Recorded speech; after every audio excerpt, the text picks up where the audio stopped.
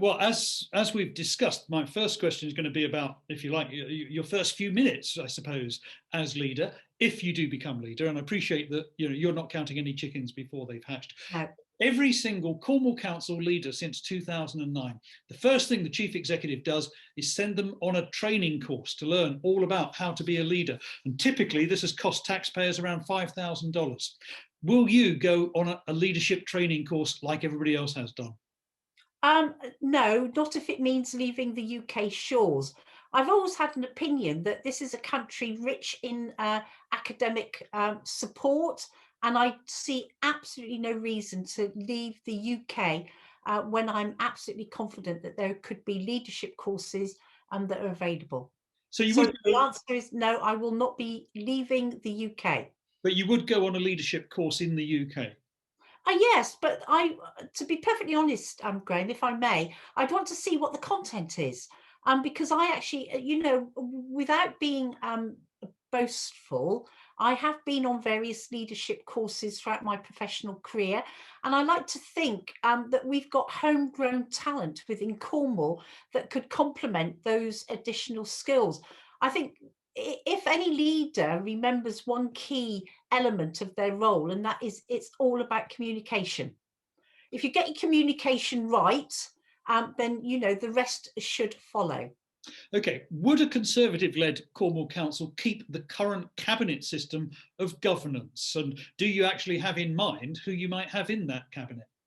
Well, I do obviously have a feeling of where certain people with certain skills could be placed, but where I'm not making assumptions about the fact that the Conservatives are going to be the controlling administration, I therefore would not be prepared at this stage to say who I've got for particular places. But I do have a clear impression in my head.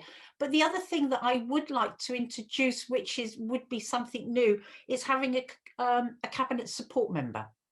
So I would also look towards whoever's in the group who's been successful and choose somebody who could be, step up as that cabinet support member, because the cabinet will only be appointed for 12 months at a time.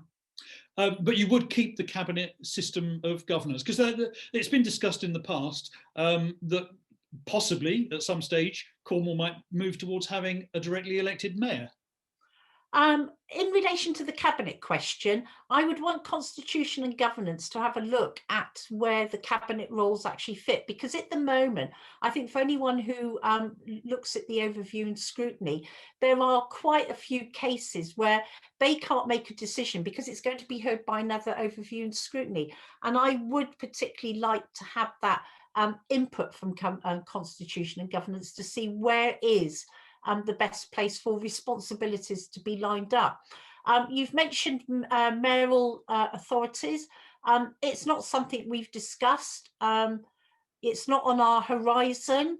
I would like to think that if the Conservatives get in with their numbers, there is good negotiation to be done via our MPs, that we might not even have to look at having a mayoral authority to get those devolution powers that we require. Okay, now in recent years we've got used to the council leader starting every meeting with an introduction or a greeting in the Cornish language. Is that a tradition that you would continue? I'd love to be able to say yes, Graham, but unfortunately I do not speak Cornish. Would you be prepared to learn it, if only to say hello, good morning and welcome? Well, I think out of respect to the Cornish culture, I would obviously look to learn to say good morning in Cornish. I would make an effort, but I do not speak Cornish. All right. Well, no, that's perfectly fair enough, and most people in Cornwall don't. So No. now, some councils have tried to save money by combining senior executive roles. For example, the chief executive officer and the chief finance officer. In a number of councils, they have restructured and said to those two individuals, one job. Is that something that you've thought about in Cornwall? Not at the moment. And to be perfectly honest, the two roles that we have at the moment, neither of them, in my opinion, would have the skills to do those roles. So if it was a concept, it would have to be an open interview process. Right, okay. Now, you've previously criticised the council for spending millions of pounds on consultants. How would you get by without consultants? There are two big ones going on at the moment, one involving adult social care, another one on the leisure services contract. You couldn't just tear up what the consultants do. No, but there is a need for consultants as long as you know long as you know who they are and what they're going to do and what their terms of reference are. What we're actually saying is £20 million got spent last year. We actually don't know who those consultants were and what was their brief. And I think, we've got a lot of wealth within the Cornwall Council. We've got a lot of experience within the group of companies. So I would want to have a better understanding of what is the brief, what's the term of reference, and then see if there is not an in-house solution as opposed to having consultants. If it's a big major project, then it's absolutely apparent that you do need to have that outside expertise. Is there a cap then on how much you would spend on consultants? £20 million you say is too much. Would you spend 10 million? Would you spend 5 million? I think I said £20 million is outrageous, but that's because we don't know who they were, what they were used for. I think it would be foolish to put a cap as long as you can actually justify what they're doing, and you need to be able to evidence results. At the moment, we can identify two major consultancy programs, but as for the rest, we've got no idea. All right. Now, one of the specifics in your plan for Cornwall is to scrap the Brussels office. How quickly would you move on that? If you became the leader on the 7th of May, how many days do they have left in Brussels? We would give that appropriate notice. We've said it's part of our commitment. So, at our earliest opportunity, we would set in motion the fact that Brussels office is going to close. Now, also Europe related, although it's not really part of the European Union as an institution, is this European Conference on Peripheral Maritime Regions. Cornwall Council has been a member of it for some years. Typically costs about £1,600 a year. Again, you've been critical of it in the past. We've seen council leaders jetting off to Sicily to take part in its conferences. Would you maintain membership of this organisation for peripheral maritime regions? I would ask you, Graham, does it have any legal standing within the UK government? The answer to that is no. So my answer to you is I see no reason to belong to an organisation that doesn't actually give clear benefits to Cornwall, and in actual fact could cost Cornwall money. We've got our government, that's who we'll be referring to. Okay, that sounds like a fairly clear statement that we would be quitting this Conference of Peripheral Maritime Regions. Again, £1,600, that's not a lot of money, is it, in the scheme of things at No, but I'd want to understand what the benefits are. At the moment, I actually can't see any benefits. If somebody can say to myself and the cabinet, these are the benefits, then we would have a look at it. But nobody's showing me any benefits. So I know it's only a small amount of money, but small amounts of money do add up. A big part of the job is dealing with Corserve, the council's arm's length group of companies. One of those is CDC, the Cornwall Development Company. And again, in the past, you've been very critical of, before COVID, how it travelled the globe many hundreds of thousands of miles at a cost of hundreds of thousands of pounds, trying to drum up business for Cornwall. Again, you've been critical of that in the past and questioned whether it's good value for money. Would you keep CDC? At this moment in time, my answer would have to be no, because CDC has been subsidised by EU funding. I personally don't see that there's a role for CDC going forward. I am aware, though, that CDC do consider that they do have a role, and I believe they've been actively involved in the town deals to see if they can provide services. Now, if CDC can come to the Corserve, because that's part of the group of companies, and show that they can make money and become profitable, then that's the proposition you've got to look at, but not at a company who is not, in my opinion, delivering on results at the moment. How about Core Care, delivering adult social care services, providing staff to residential care homes, and indeed sometimes taking over residential care homes? There are those people running private residential care homes who are worried about the activities of core care. Do you think that there is a role for it to continue in the direction it's going? I mean, the last administration seems set to expand core care. Which way do you think it should go? I think we've got to look at what core care are wanting to provide. And to me, at this moment in time, core care could be providing a gap, because there is a gap in being able to provide places. Now, core care are not going to be treated differently as anyone else. They will still have, their governance, the legal side of things. They're going to have to recruit the staff at the appropriate level. So at this moment in time, obviously everything's based on a business case. To me, it seems like they could potentially plug a gap. And the fact that they had to come in and step into a care home situation quite recently, I just say thank goodness. And they would have obviously learnt a lot by having to step in. So at the moment, I'm comfortable with what I'm seeing and what I'm hearing from core care. But like all things, it's down to a business case. And we'll take it step by step. Well, as one step which has only just started to be taken concerns the Cornwall Property Limited. This is going to be another part of CoreServe when it's up and running that looks like its remit is to carry out repairs to council houses. How do you feel about that? How do you think that relatively small building firms in towns around Cornwall that might have got those contracts in the past will look at yet another arm's length company set up within CoreServe? Well, I want to be really honest. I personally don't know the extent of all the repairs that they do. I am aware that we're hearing that the repairs within Cornwall Housing Limited have not been at their best, and there's been much to be desired. So if CoreServe are looking to take their small works in from Cornwall Housing Limited and make them fit for purpose, then I would have to support that. Depending on the extent of work that needs doing, if there is then scope that they're going to have to put jobs out for procurement, then that is going to benefit our local craftsmen. Cornwall Housing and the residents do deserve to have a fit for purpose repair, and that, in my opinion, does need to be sorted out ASAP. Well, how do you see the future of house building more generally under a Conservative controlled county hall? Would you keep Treveth, again, part of the CoreServe group?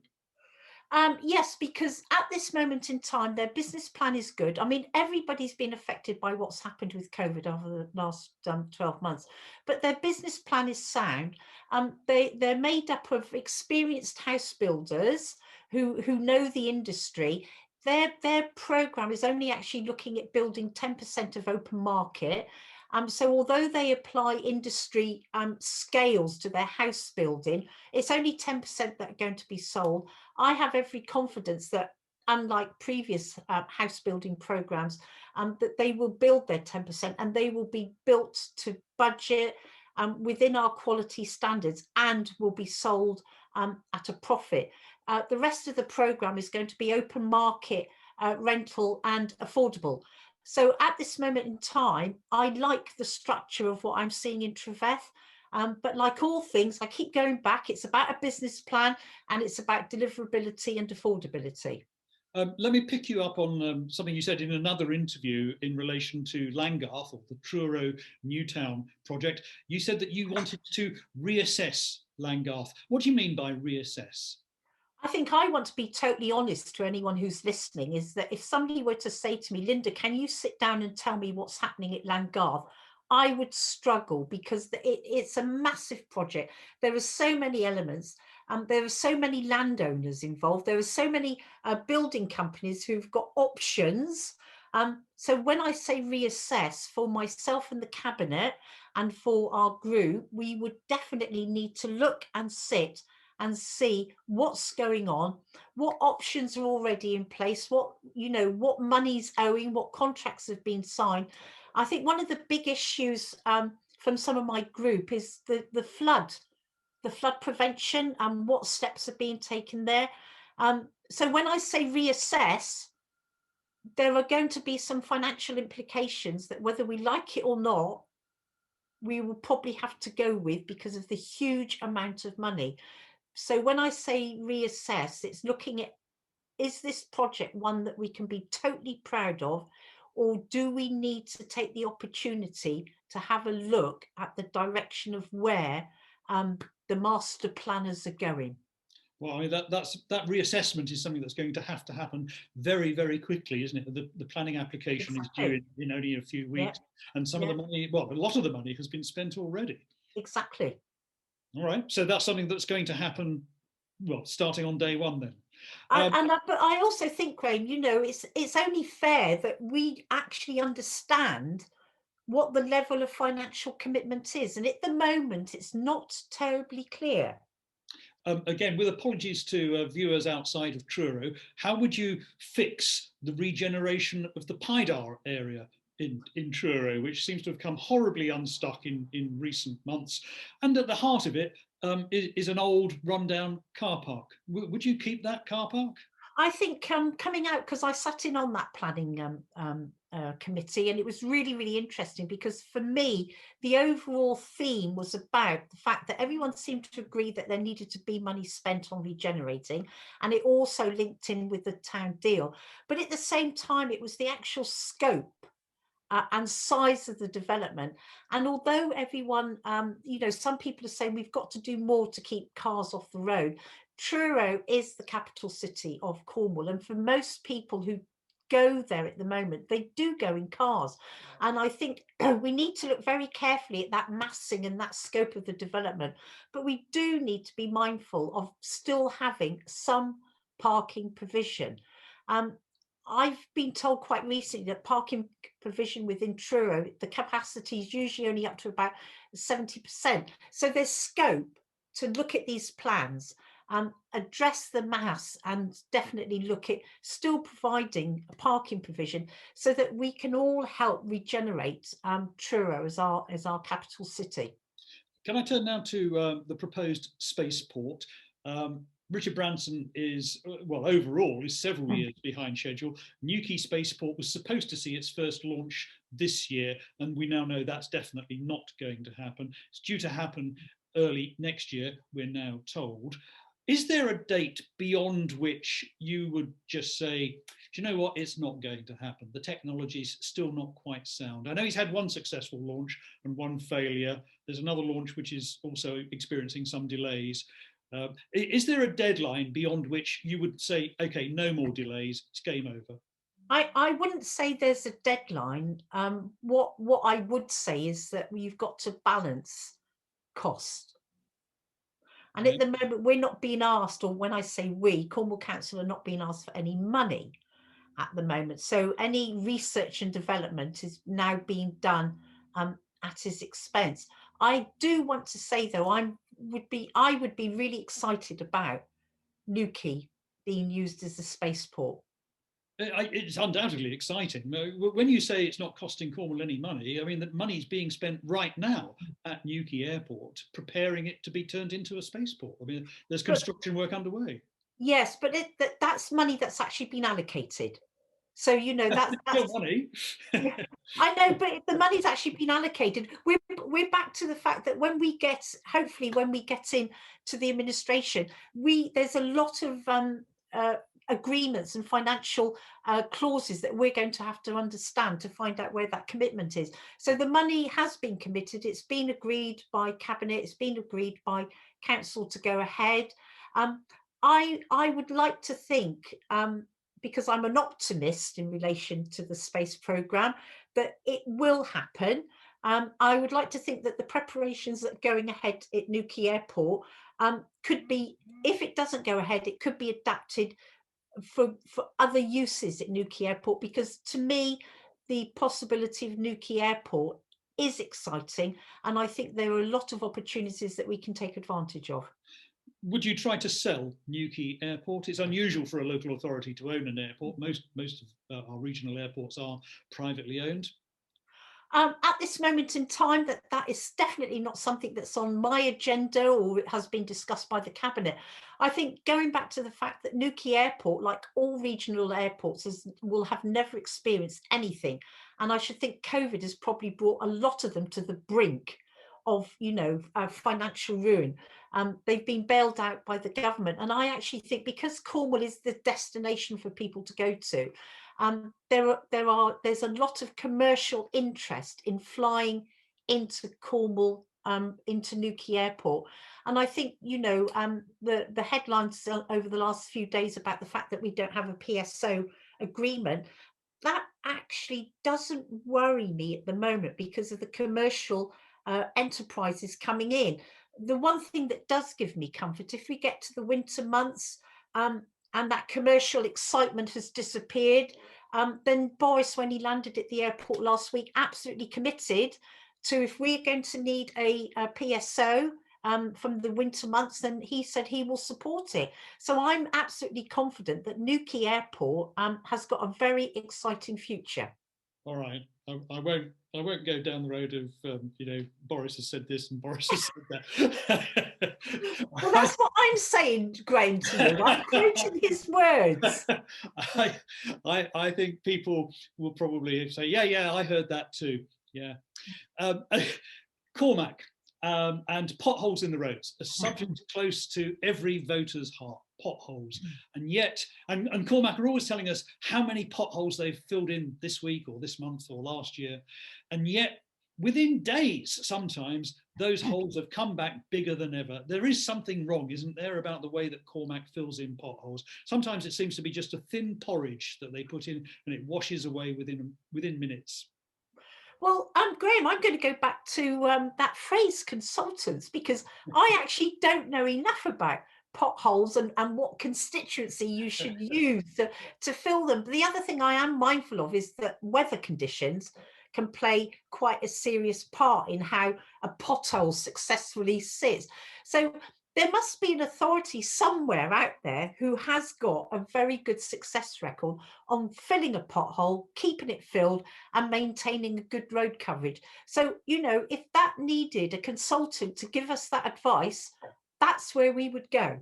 I can imagine people holding you to that one. Well, it makes sense. If you can't resolve it, you need to speak to somebody who can resolve it. I suspect it probably means filling fewer potholes, but filling them with something that's going to last.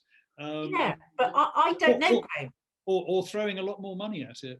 Anyway, your overarching criticism of all aspects of CoreServe really in recent years has been to do with transparency and accountability. What structural reforms could you make to make sure that councillors are fully informed and that they can exercise proper scrutiny and due diligence and lead on policy? Well, I'm going to go back to communication. And I absolutely believe that when you're in a relationship with a working partner, it's absolutely imperative that you have a good communication. So one of the things I would want to be talking to the MD at CoreServe about is the fact that they've got a shareholder panel, and there's a lot of information that seems to go back and forth, but is it widely shared? And my answer to that is no. So then what I would want to have a communication with Kath Robinson and say, although we get the business plan presented once a year, I actually think we should work together to have that business plan presented quarterly to the scrutiny, because that is the place for that sort of work to be done. And, a business plan is obviously a very fluid document, but I would expect that it wouldn't cause a problem if they were then asked to come and present that business plan on a quarterly basis. And I'd also would want to look at having more regular meetings with the CoreServe board of directors, because it's all about communication. If you're trying to second guess what you think they may be doing, or they're trying to think what we could be doing if we get into the administration, that's where misunderstanding. So I would want to have a better, transparent and open communication. It would mean more meetings, but I think in the short term that would be very profitable, and definitely challenge that shareholder exchange of information, make it more available to all the members. Nothing. That's very interesting. It sounds like you're suggesting bringing CoreServe back into the tent so that you can have improved communications with CoreServe. rather than shutting CoreServe out and saying, do you know what, there are lots of people in the private sector, you have to bid commercially, the same as everybody else. And, it may just be that we don't hire CoreServe and we hire somebody else. I would actually want to stand by our belief that under procurement, it must be a fair and transparent. And I think those conversations with the MD of CoreServe that, it is going to be a fair and transparent process. And if you are successful in winning that contract, it's because your contract was the best deal on the table. But when you said something about bringing CoreServe back into the tent, I'd like to use the phrase around the table, because I've seen what's been happening with CoreServe over the last 12 months. And I actually believe that the management structure, the board members that they've got in place, given a direction, given their governance, they are our company. And, it's up to them with a clear guidance and scrutiny that they deliver the profit that we need. And I tend to get a feeling sometimes that perhaps they've not been allowed to deliver on their own business plan. And I would want to give them that confidence that they're not going to get, wait for it, Graham, political interference. If you've given them that faith in setting up a company, then you must allow that company to develop, and it's going to be the same for Treveth. Do you not think that some of the problems that we've seen with CoreServe and Cormac Gate, for example, that industrial accident, some of those problems stem from a lack of political interference and a lack of oversight and scrutiny and involvement?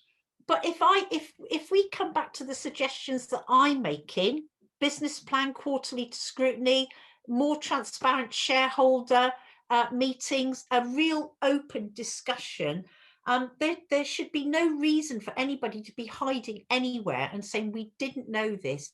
And I also think as well, we need to be very strong.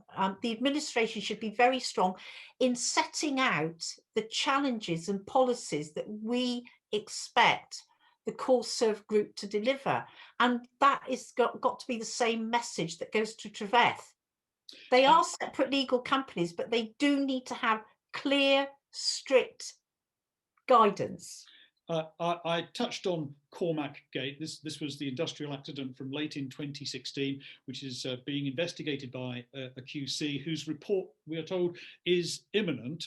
When you get that report, if it is critical of the council and CoreServe, and if it recommends the payment of compensation to the injured worker, will you implement all of those recommendations in full?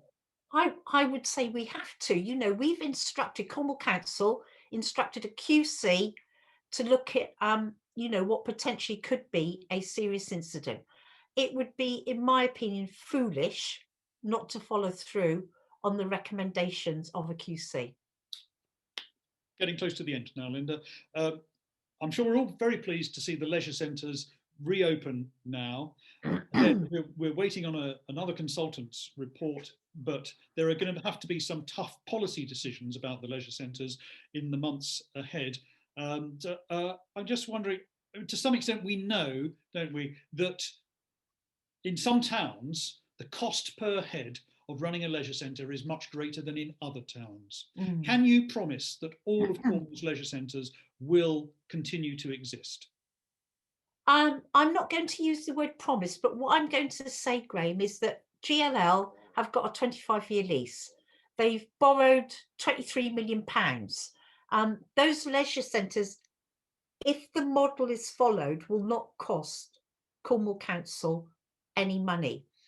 I think if we come across leisure centres that are struggling, and this is not going to be solved overnight because there's still a lot of restrictions on the use, I would want, once again, to use my famous phrase, communication. We would need to be talking to GLL to see what we can do to make these leisure centres work for the community.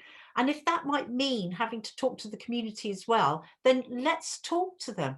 So I'm not going to say if they're not profitable, we'll close them, because that's actually a GLL decision. They're the ones who've got the leisure centres, they're the ones who've got the lease, and they're the ones who've got to pay us back our money. I've had a message from the wonderful people at Zoom saying that I need to hurry up. All right. But we are nearly there. On the Yeah. Wave Hub, the Hale Wave Hub, it's had an awful lot of public money over the last nearly 30 years, I think.